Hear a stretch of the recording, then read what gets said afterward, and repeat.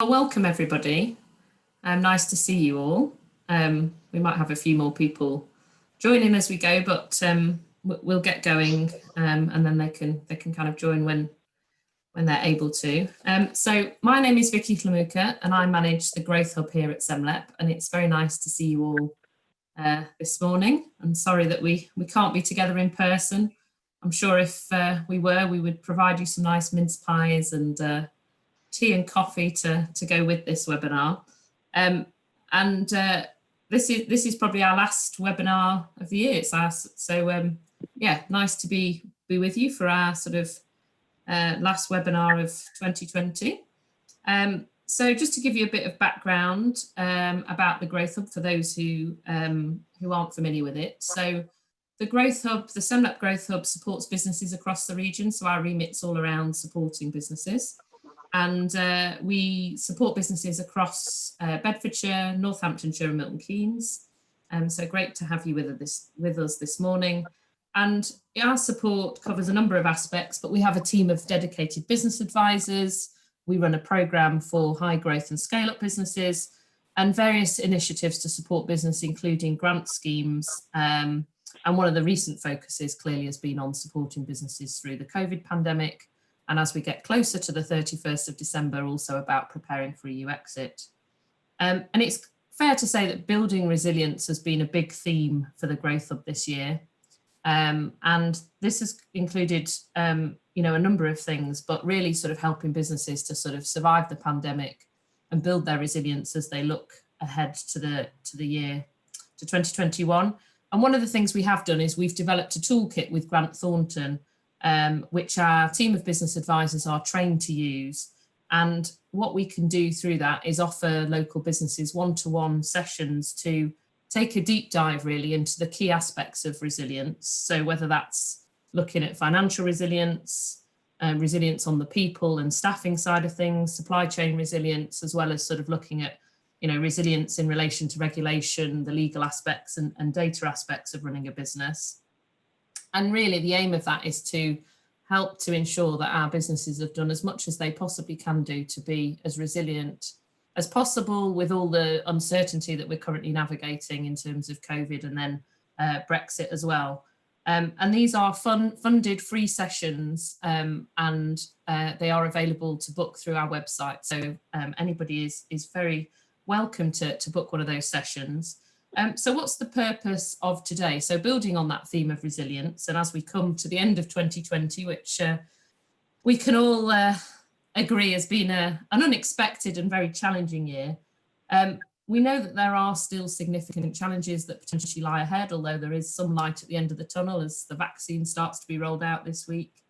And also what lies ahead in terms of EU exit and what we will face, what we will find ourselves with come the 1st of January. So what we wanted to do today really is do a bit of a roundup and put a spotlight on some of the business support measures that are available to our local businesses, really with the aim of those things being part of that package to help local businesses stay resilient in 2021. So what we hope that you go away with this morning is further understanding of some of those support options that are available, and also some tips and hints as we head into the year ahead that will hopefully help you to thrive and stay resilient in 2021.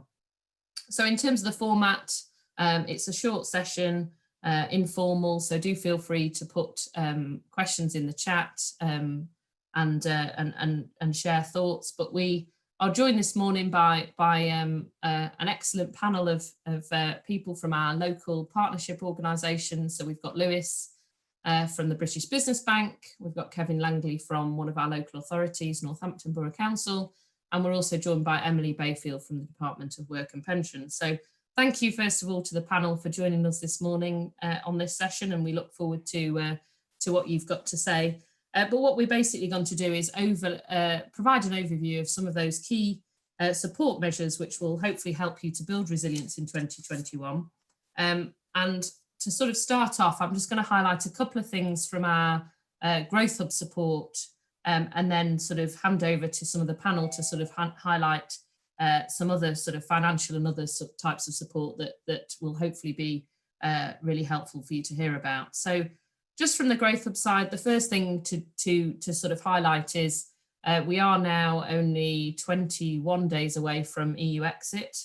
And so one of our big focus areas at the moment is helping businesses to be as prepared as they possibly can be for EU exit, recognising that there's still a lot of uncertainty around exactly what that will look like in January. And we know that, you know, Boris is extending his stay in Brussels to hopefully kind of come to some conclusions on that. But we have been providing weekly webinars on EU exit on some of the specific elements around import and export and other aspects that we would really encourage you to register for. But if you aren't able to make the sessions, we do provide them as recordings on our website as well. And I suppose the sort of thing to say would be, if you haven't done anything else, one sort of useful exercise to undertake, which really shouldn't take that long, is to go through the government checker on their website. We have links to it through on our website, and that really gives you, should give you a tailored understanding for your business about the sort of immediate impacts that EU exit is likely to have on your business. And we get a lot of people say to us, oh, I don't import or export, so it's not going to have an impact on me. But actually there are far sort of wider and far reaching impacts that all the changes are likely to cause, including a number of areas, from sort of data to sort of the people that you employ, intellectual property, lots of different things. And it is well worthwhile going through that checker. But as I mentioned, we have a team of business advisors who are very happy and trained to go through some of those more specific aspects of EU exit with you. And, I would sort of just say, we are very happy to chat with you and do get in touch. The second thing is that we've just recently launched a peer networks program. And this is something that we're delivering in partnership with the business school at Cranfield University. And the aim of this is basically to gather like-minded groups of businesses together for the early part of next year to really provide that space and time and expertise for businesses to put their plans together for 2021. We know from feedback that peer networks and that sort of gaining experience from peers and businesses that are in a similar situation to yourselves can be a really valuable exercise. And we're really excited about this programme and the expertise that Cranfield and their business school can bring to it. So those sessions are going to be in groups of up to about 10 businesses, working with an expert from the Cranfield Business School over a number of sessions in the early part of next year to really help you to focus on recovery and develop your business plans for next year. And we are busy booking people on the cohorts, which start on the 6th of January. And we're, again, we sort of would encourage you that it's an excellent opportunity as you think about resilience to kind of use that time to really plan and look for, sort of the next stage of growth and recovery next year. And then the final thing, which is quite exciting because we're launching it today, is that we've secured some grant funding to launch a recovery and resilience grant scheme. So this is a capital grant scheme, and the aim of it is really to help businesses to diversify and purchase capital equipment that can really help them to recover from the COVID pandemic, and as they look to grow and expand into the future. So just to give some sort of headlines of the scheme, we've got grants of up to £50,000 available. They are match funded grants, so the idea is that we can provide up to 50% of the costs of a project. So to use the sort of basic example, if you're buying a piece of machinery or equipment at £100, we could fund up to £50 of the cost of that. And in terms of the process, later on today, there will be an expression of interest that will be live on our website. So for businesses who are interested, we've got the guidance for the scheme on the website. There'll be an expression of interest form that you can complete on the website. And once you've completed that, one of our business advisors will get in touch and we'll be able to support you through the grant application process. So when I've finished talking, I'll put some of the links to some of these items in the chat so that you can go and have a look. But that scheme is launching today, so so we're excited that hopefully that will be something that will help with building resilience next year. But as a growth hub, we're all about working in partnership and connecting businesses to the right support. And we recognise that although we deliver some things ourselves, actually it's all about helping businesses find the right support wherever that might be. And so I'm delighted to be joined by a few of our partners this morning who are going to be able to give some information about some other business support measures that are available, which again will hopefully help to build resilience. So first off, I'm going to hand over to Lewis Stringer, who works for the British Business Bank, and he's going to give us a bit of an overview of some of the sort of COVID support schemes, as well as looking at some of the growth support that might be available for businesses who perhaps are looking to sort of recovery and growth. Lewis, delighted to have you with us. Thanks, Vicky, and thank you for the invitation. Always great to work in partnership with SEMLEP and the SEMLEP Growth Hub as well. Thank you, Sam. Hopefully you can see the slide. If you can just move on, Sam, for me. So for those of you that aren't aware of the British Business Bank, why should you be? We are government's economic development bank, and actually we've also gone on a journey for the last 9 months or so. So probably 9 months ago we were particularly not well known because we're a wholesaler of funds. And what that basically means is that we work with existing funders to improve access to finance, particularly for small businesses. But our funding and our activity, although it's public money, tends to go through other partners. And as of probably the middle of March, we were a business, which we are, which had a portfolio which was around 8 to 9 billion pounds. Next slide, please, Sam. If you could do the next slide for me. Thank you. Oh, if you go back one, sorry, Sam. That's great, thank you. Great, thank you.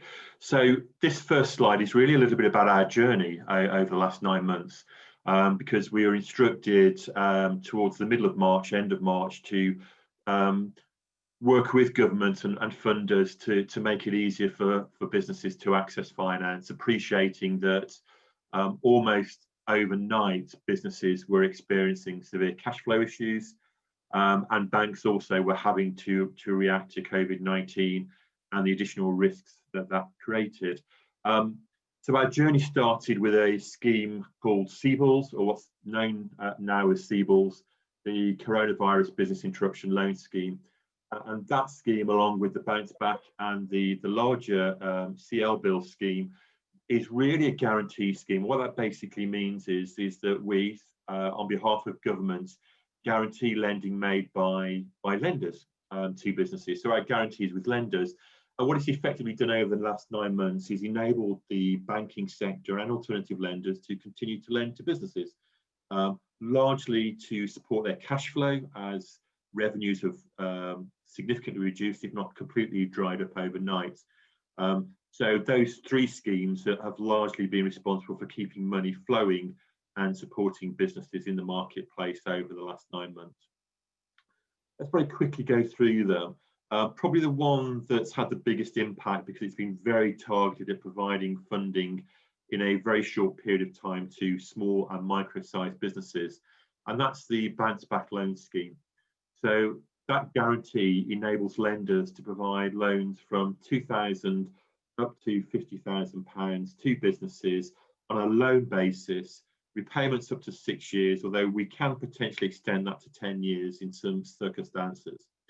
And what it also does is provide affordable lending, because what the government has done through that scheme is actually taken the cost of setting up the fees, arrangement fees, etc., away from the borrower, and also made a commitment to pay the interest payments for the first 12 months and also the capital repayments for the first 12 months. So effectively, it's an interest soft loan, if that's the right phrase, certainly for the first 12 months to any business, again, to reflect the particular circumstances that a lot of businesses are finding themselves. The Coronavirus Business Interruption Loan Scheme, the CBILS scheme, is really an extension of that guarantee scheme, and really looking probably for slightly larger businesses with turnover up to 45 million, who are probably looking for more funding than £50,000 up to £5 million. But again, the same principles apply. Government, through ourselves, are guaranteeing the loans made by those lenders to businesses, and are actually paying the first 12 months of any interest payments and also any fees associated with the lender. So not necessarily capital repayment holidays, but certainly repayment holidays. And the CLBILS, the larger guarantee scheme, is for businesses with turnover of more than £45 million, slightly different terms to reflect the nature of those businesses, but again, providing a guarantee for lending to those businesses in relatively short term, up to £200 million. So those are three loan guarantee schemes that we've initiated to enable high street lender and alternative funders to continue to fund the cash flow requirements of businesses despite the circumstances they find. And to give you a rough indication of scale, the last detailed data that we have, and we tend to publish that on a monthly basis because of the level of data, for want of a better phrase, is that through those three guarantee schemes, we'd actually supported 1.5 million businesses over the last 9 months to a value of £66 billion. So again, as a business, the bank has moved from being an £8 billion business to almost a £78 billion business over the last 9 months. And in addition to that, we've also recognised in terms of investment markets, whether that be angel, venture capitalists or other, that actually from the middle end of March, that investment market, particularly for small businesses, pretty much collapsed. And we saw a lot of businesses that were just about to do an investment round have their investors pull away. So we also introduced a scheme called Future Fund, which was really about trying to get those investment deals, which by and large were supporting high growth early stage businesses to actually complete. So again, in terms of that, we supported almost 1,000 businesses to the tune of almost £1 billion. And in the context of what you typically lend and invest in a marketplace, we've probably done 10 times what would typically be lent and invested in UK PLC in any typical year. So that gives you an indication of scale. All of those schemes have been extended at least twice and are open for applications until the end of January. So you can get an application in on the 31st of January, and there can be a sort of a level of due diligence done and complete beyond 31st of January. But that's the timescales we're working to, because we're hoping beyond end of January, the economy will be slightly different and we'll be seeing a greater focus on growth as opposed to survival. Next slide, please, Sam.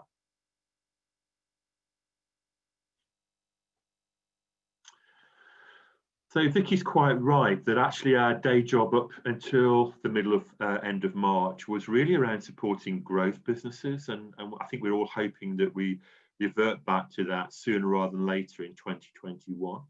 And one of the ways in which we do that is to address regional disparities in UK PLC. And SEMLEP and SEMLEP Growth Hub are one of our 10 partners on a fund called the Midlands Engine Investment Fund.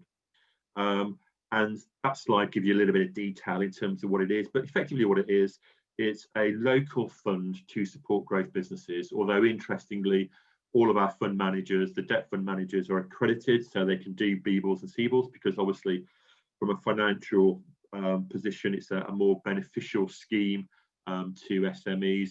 And also our equity fund managers that I'm going to talk about also operate through Future Fund, and actually of all of the deals done in that geographical area, all but one of them have actually been supported through Future Fund as well. Why not? It enables us to provide bigger and larger scale rounds of equity investment as well. Thank you, Sam.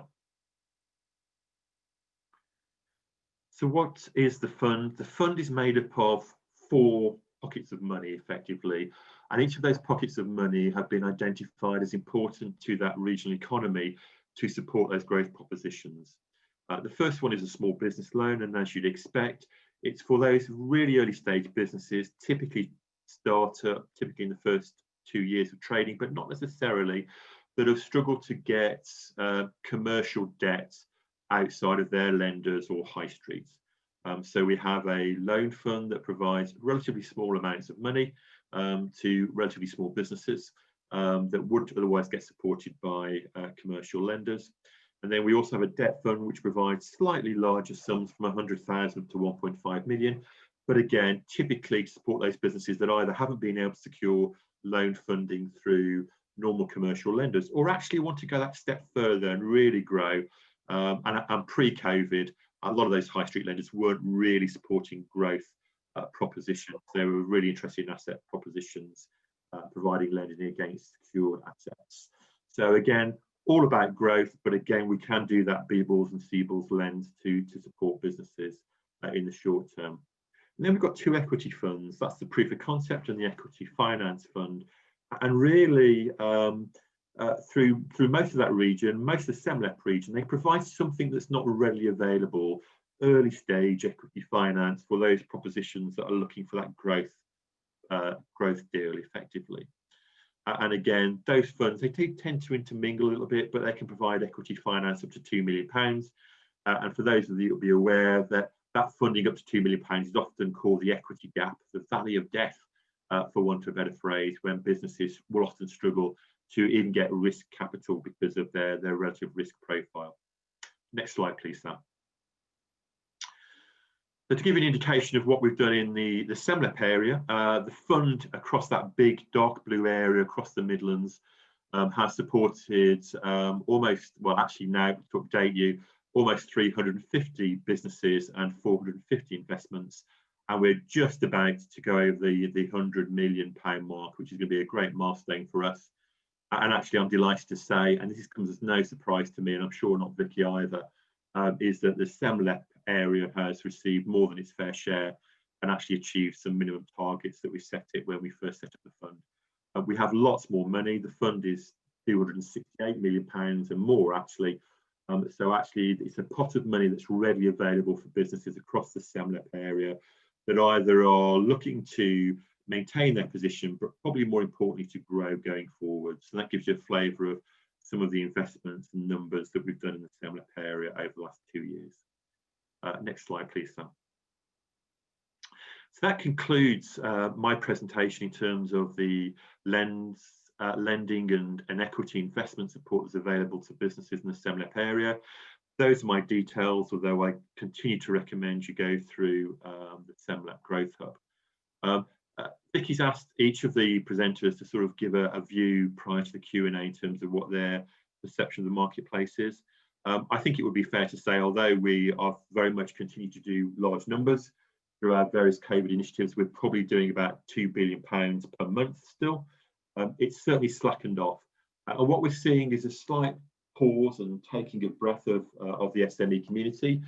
But actually, dare I say it, increasingly, a lot of my conversations are around, but this business wants to do growth, Lewis. What are the funding sources? And I hope that's genuine, and I hope that's a pattern that we can continue into the new year.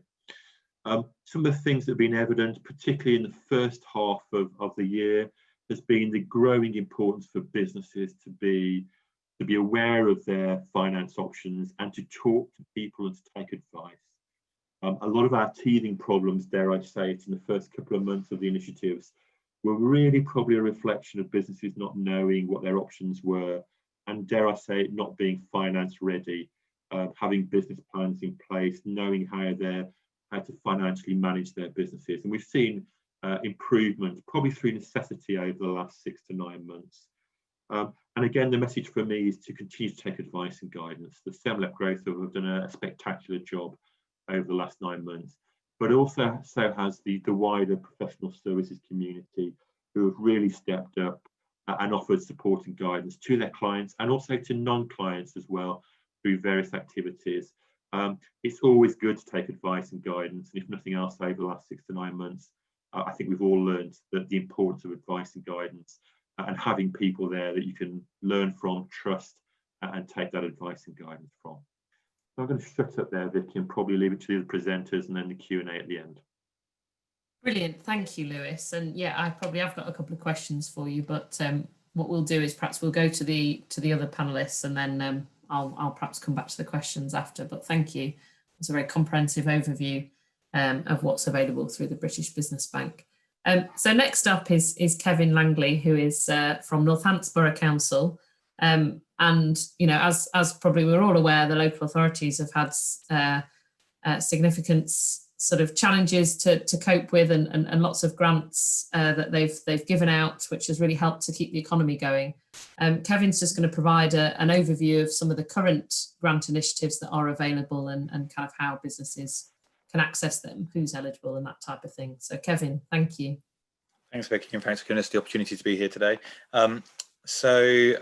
In terms of going from Lewis's presentation now, obviously on that more macro scale, and to a much more local perspective on some of the grants that are available, and that and the interventions that government have been pushing out recently. Obviously, the role of councils in giving grants has always been a bit of a mixed bag in terms of wherever you go across the country.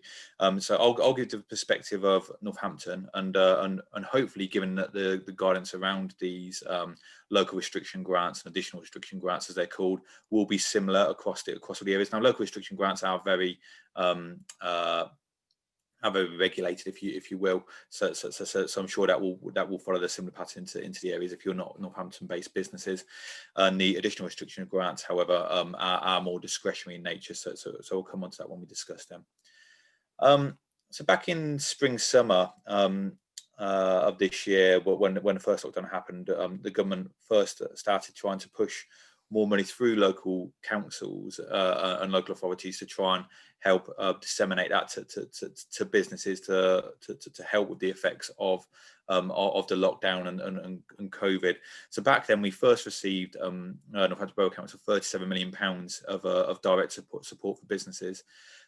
Through that first lockdown and allocating that to the businesses that were impacted, we went through a process of particularly those in the retail, hospitality and leisure sectors of running applications, and we distributed approximately £36 million, so 96% of the money we were allocated, which we were quite happy with, and of the businesses that did get in contact and we could give the money to. Part of that money was discretionary, but a majority was set for businesses that worked in the retail, hospitality and leisure sector, which are the main ones that have been the focus of these government schemes that have been administered by councils. So most recently, in the bits that people are interested at the moment, is going to be the current picture and what grants are available. More recently, the government, due to the most recent lockdown of early November to early December, they've issued monies which are called in two pots effectively. One is the local restriction support grant. That is a mandatory grant that the council needs to pay out to businesses that have been forced to close over the lockdown period. So we're making efforts now to contact and get businesses to apply that have been forced to close during that time period. So if you have, please do. You'll be able to go onto any council website and it'll be the same process wherever you are, and they will be eligible. The eligibility for that grant is based on the rateable value of your business. And if you have a rateable value below 15,000, you're entitled to a grant of £1,334 for that month period.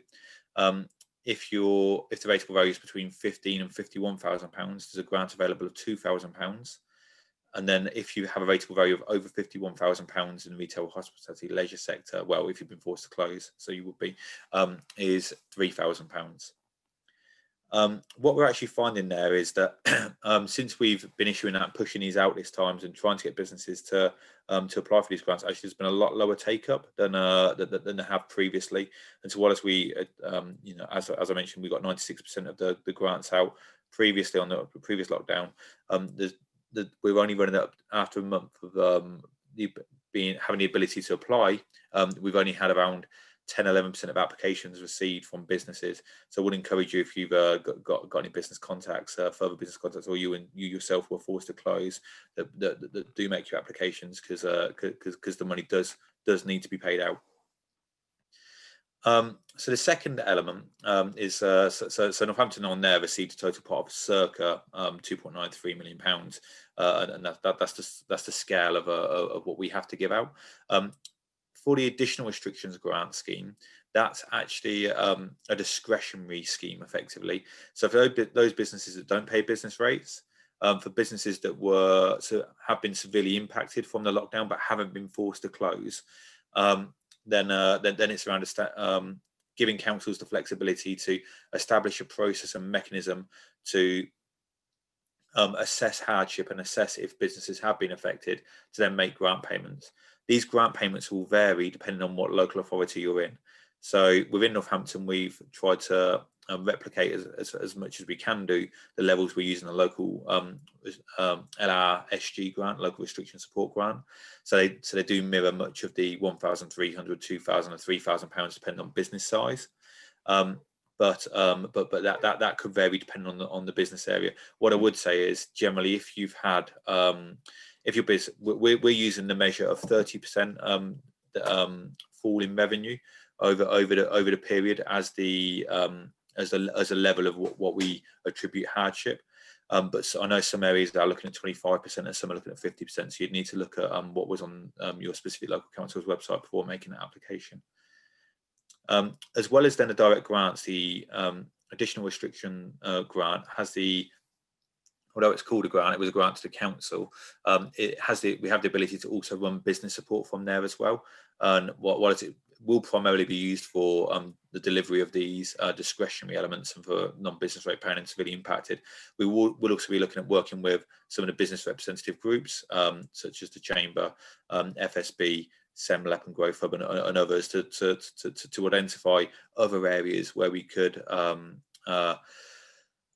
look to target and channel really where those effects have been particularly hard felt. And so what I'd encourage is if you've got contacts within your local councils to keep an open channel, especially if you have been affected, but they're saying you're not particularly that you're not eligible through the grant schemes. There might be other routes around support programs that the councils are looking at running, particularly around skills and other types of things that might be coming online over the next couple of months that are as a direct result of receiving these monies to support businesses through this period.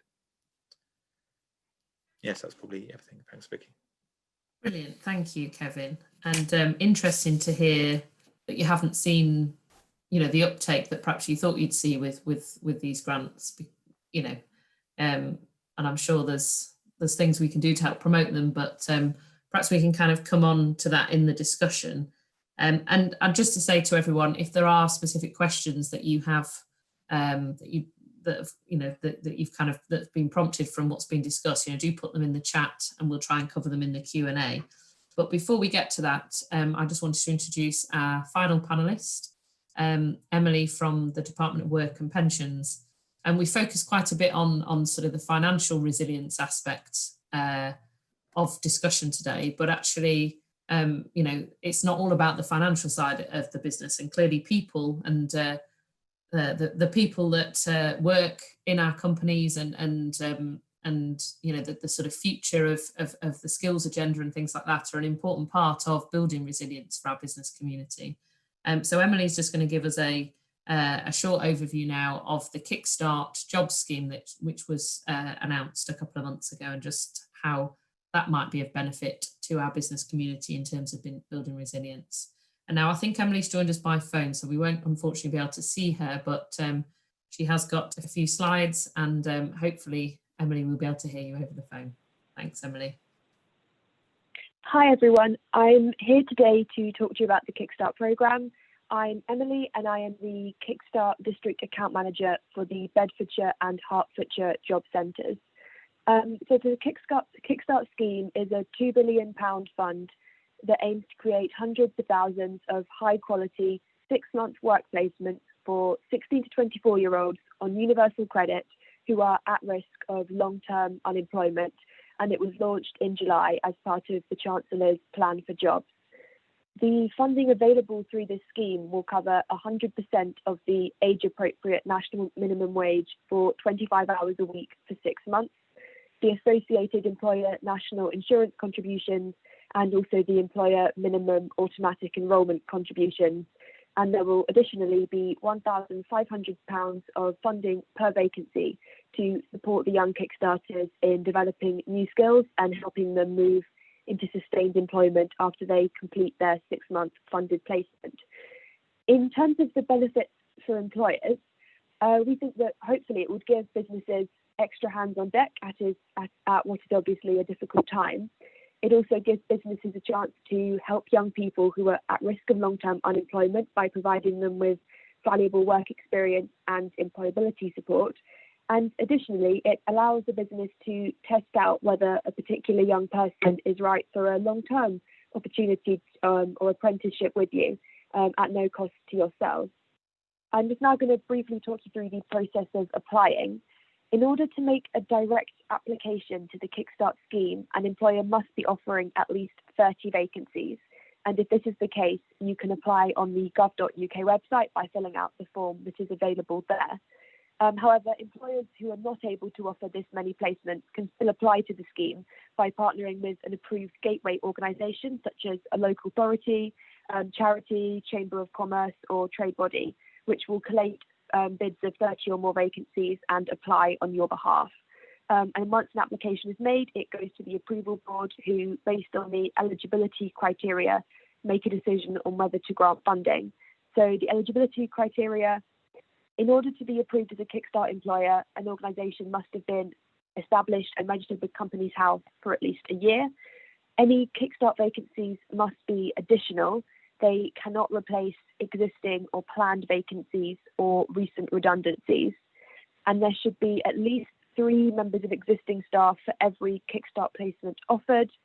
And finally, there must be a clear explanation of the employability support and training that will be provided for Kickstarters. In the case of smaller employers applying through a gateway, it might be that the gateway provides some or all of this employability support. And in these circumstances, the gateway would probably retain some of the £1,500 grant money per vacancy for this purpose. The employability support could cover topics such as writing CVs, interview techniques, and organisational and communication skills. And then once approval is granted, the vacancies are uploaded onto our universal credit system, and our work coaches will refer customers who they have identified as being suitable for that particular opportunity. And finally, I'll just talk a bit about the situation so far with the delivery of the Kickstart scheme. There have been some delays in getting applications approved and getting the vacancies onto our system. So for anyone who has applied and is still waiting, we really apologise and we appreciate your patience. The delays are due to the massive interest that there has been in the scheme and the number of applications that we have received, and staff are being redeployed from across the DWP to work on the approvals process. And we anticipate that the backlog will be cleared this side of Christmas. And then from the new year, all applications should receive an outcome within 3 weeks at most. And despite the delays, we have already had Kickstart vacancies with a wide range of employers for a wide range of roles advertised in our system and filled by our customers. We have customers being referred to vacancies at supermarkets, retailers, education and training companies, gyms, construction firms, and lots more. So to conclude, I'm happy to answer any questions about Kickstart that you have right now. And if you want to contact with me with any further questions or for support with the application process, my email address is on the slides, and I've also provided the addresses of my counterparts in Northamptonshire and Buckinghamshire. Thank you. Brilliant, thank you, Emily. And you know, it's a great and much needed scheme. Just a couple of questions. Is on timescale, is there is in terms of for companies who are interested in the scheme, when do they have to have expressed interest by? Is there a sort of cut-off? The scheme, the new vacancies can begin up until the end of December next year. So then the final placements will complete in July 2022. So they can apply. They could apply up until very late next year. Right, and then the other question I had was clearly there are a number of companies at the moment who are working virtually. You know, in terms of sort of office-based companies that have got staff working from home. what advice would you give to a company in that regard in terms of taking on some Kickstarters, if in terms of from the virtual side? We have had vacancies advertised for working from home Kickstart placements, and that is absolutely fine, as long as it's clear how the person will be inducted into the company and how the employability support will be provided.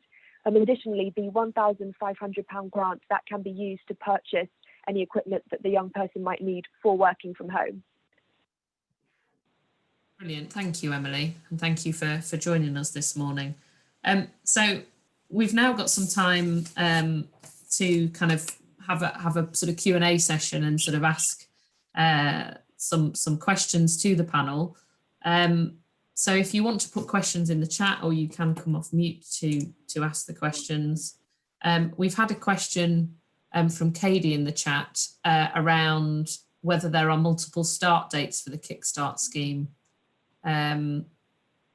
She's basically saying that need them for a new contract potentially, but it doesn't start until March, although it could potentially begin mid-Feb. Is that from the point of view of if you were taking people on at different times, Katie? Yeah, that's oh, sorry. Is my question being answered, or do I need to give some more information? It's up to you. It's absolutely possible to have a start date that starts any time across next year. And also, when you get to the end of a 6-month placement, you can then take on additional Kickstarters for a new 6-month period if you want to at that point. Oh, lovely. Okay, so there isn't like a particular, you've got to take them in January or take them in April or take them in... No, it's a rolling programme. Lovely. Thank you very much. Brilliant. Thanks, Emily.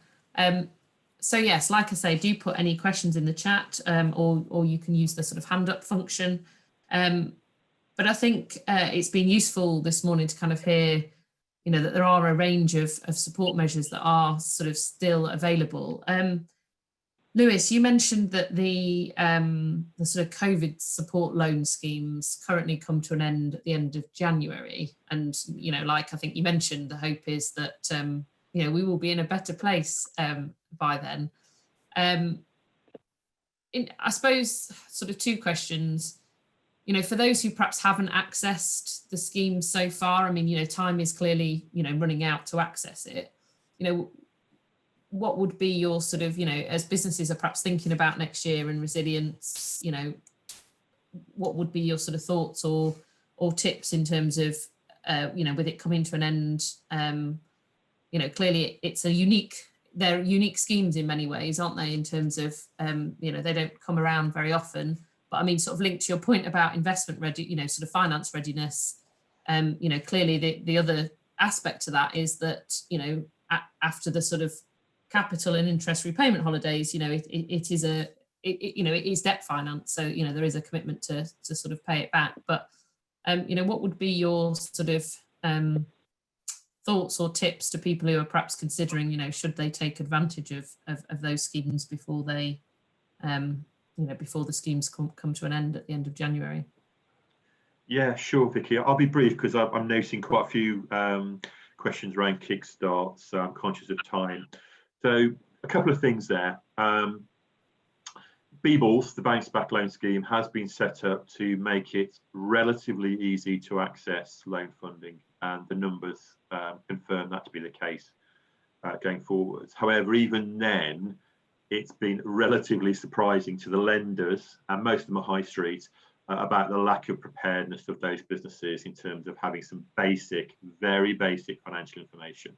So we're not necessarily talking about detailed financial forecasts here.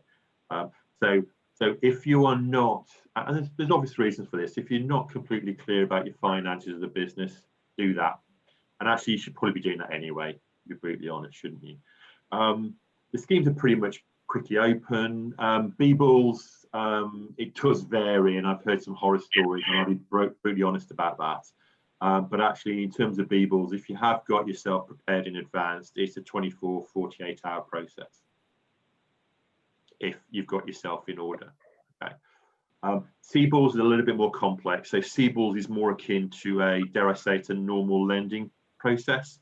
And you've also got to bear in mind, even now, 6 to 9 months on, Certainly the high street lenders and some of the alternative lenders have got a substantial number of deals they're currently working on.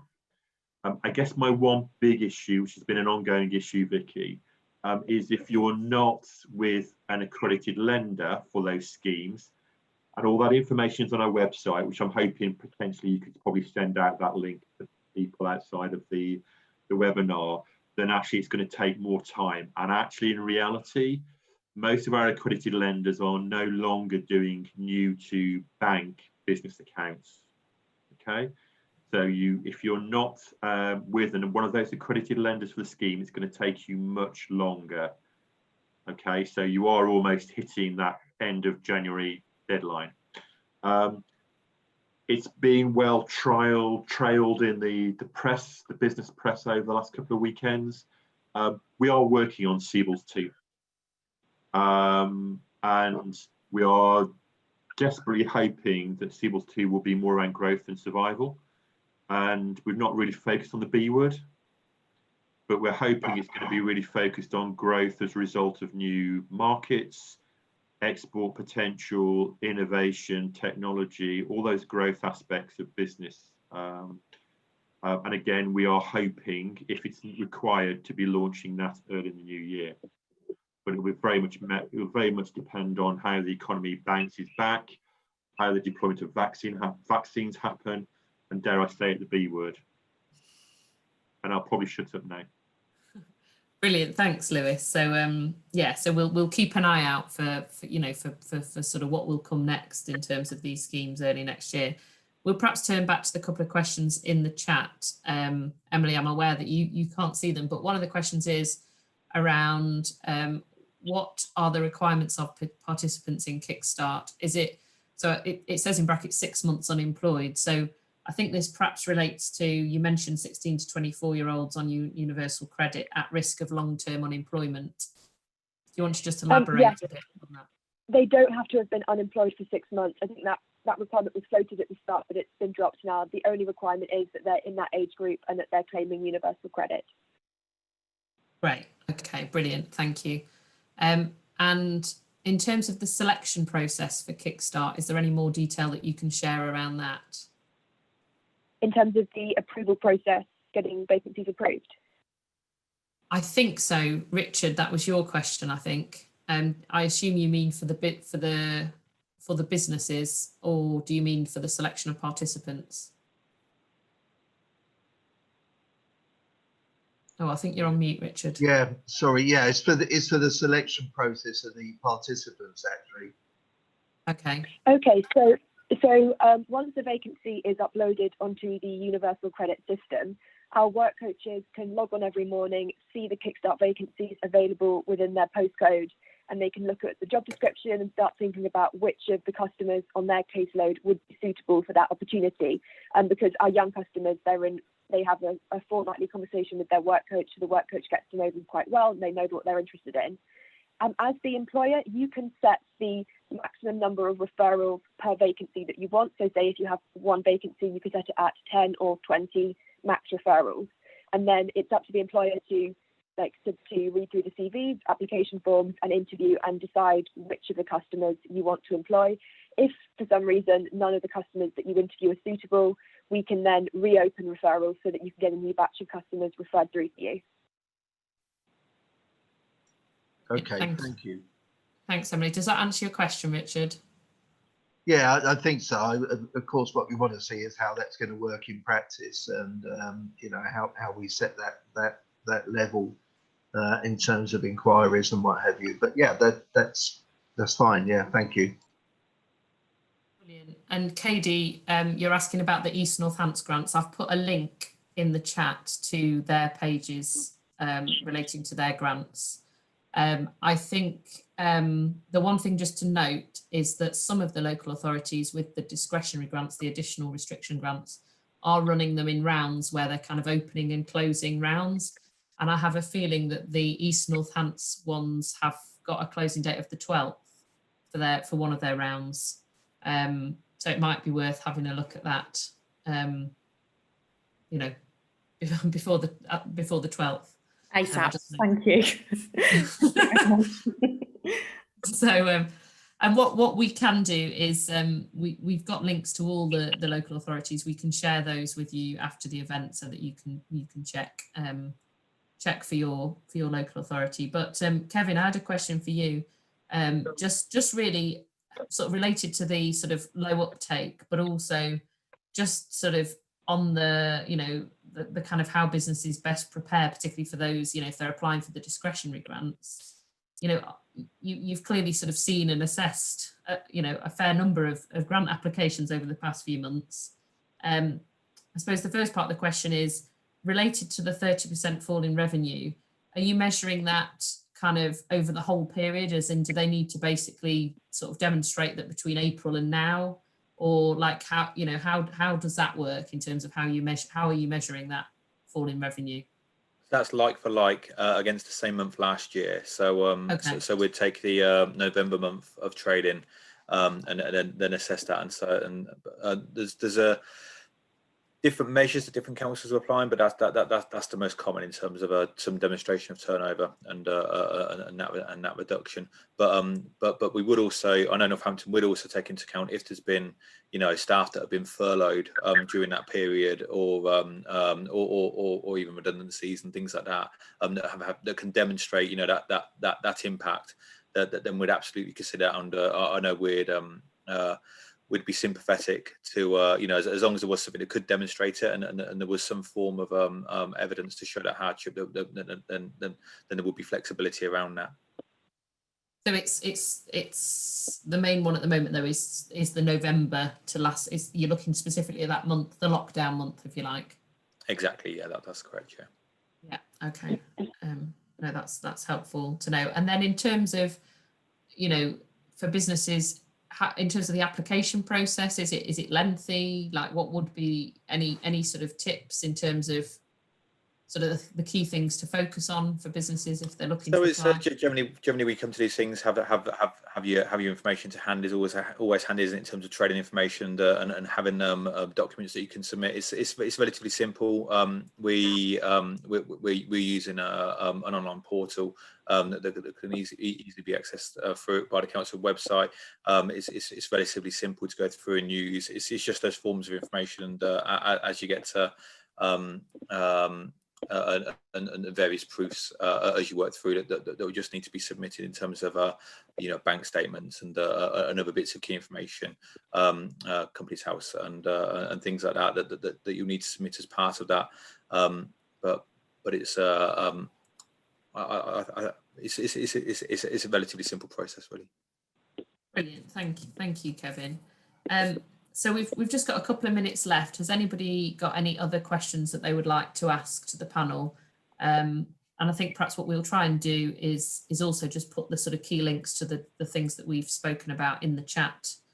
So Kevin, I don't know if you've got the link to you know, to your grant pages that you could put on there. I will do as well.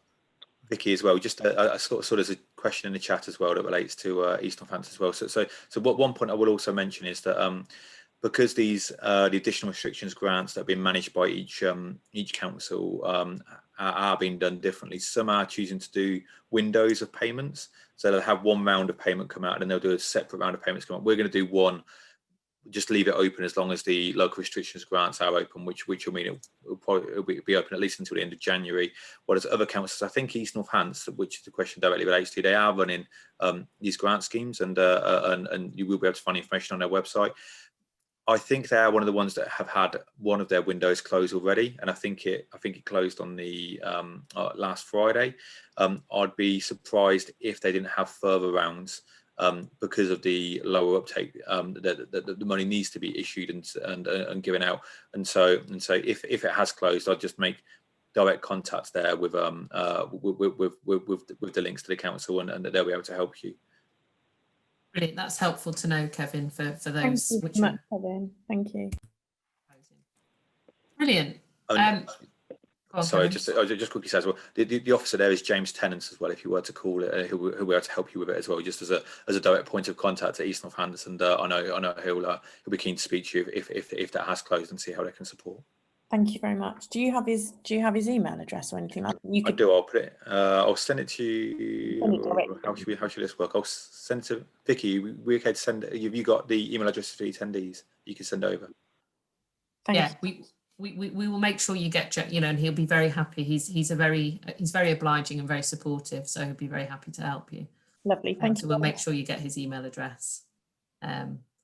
Brilliant. Well, I think we've nearly come to the end of our time. So thank you very much to our panelists. We've put some links in the chat, but we're happy to kind of send them around as a summary afterwards. And just really as we round up, we recognise it has been an incredibly challenging year, and I think we've not what any of us anticipated, but I think one of the things that that's apparent to us at the Growth Hub from all the businesses we've spoken to is just what an incredible business community we really have, and actually I think the resilience and the determination that people have shown in the face of real challenges this year is incredible. So I do hope that everybody is able to have some form of time off and rest over Christmas and get to see some of your loved ones. And just finally to say that we do really value your feedback on these sessions as we look particularly to plan for next year. So I think Sam is just very quickly going to put some form of poll or something on the screen, if we can get the technology to work. And what we would just ask is if you could very quickly fill that in before you leave, that would be wonderful. Oh, there we go. So all you have to do is click a couple of buttons, and that would really help immensely. And finally, I suppose I'll sort of wish you a happy Christmas. It feels a bit early to do that, doesn't it? But I genuinely do hope that you have, that you're able to have a nice Christmas and stay healthy over Christmas as well.